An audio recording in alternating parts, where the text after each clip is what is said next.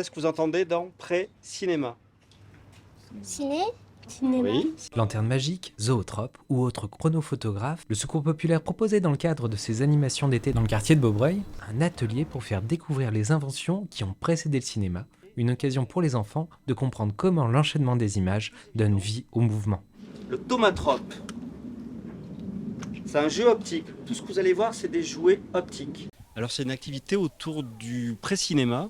Ça peut paraître un peu ancien tout cela, mais j'ai pu avoir le bénéfice d'un prêt, d'une malle pré-cinéma, auquel je vais prêter attention avec les enfants autour des jeux optiques, des appareils optiques qui ont donné naissance au cinéma à la fin du 19e siècle. Si je vous en passe un, proche de tes yeux par exemple, tu vas voir quelque chose.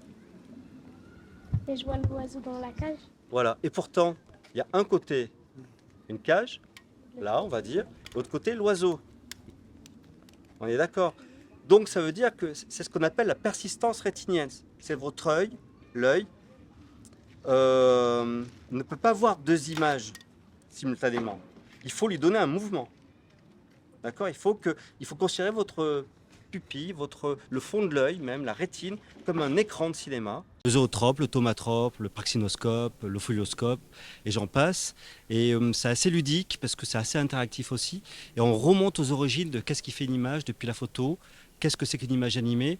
Si on prend l'historique de l'image animée, ça commence par des jeux optiques du XVIe siècle. Ça se développe au XIXe parce qu'il y a l'association de la mécanique, de la chimie et de l'optique qui, une fois ces trois éléments réunis, ces trois disciplines réunies, donnent naissance à la photographie et ensuite au cinéma, à l'image en mouvement.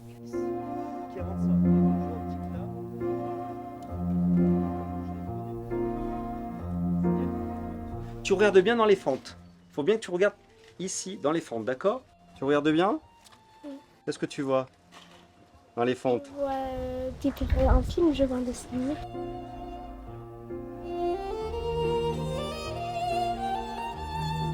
Ah oui, il y a des messieurs tout le temps. C'est extrêmement important, oui effectivement, parce que dans les quartiers prioritaires, il faut dire que les personnes n'ont pas souvent le privilège de pouvoir partir en vacances.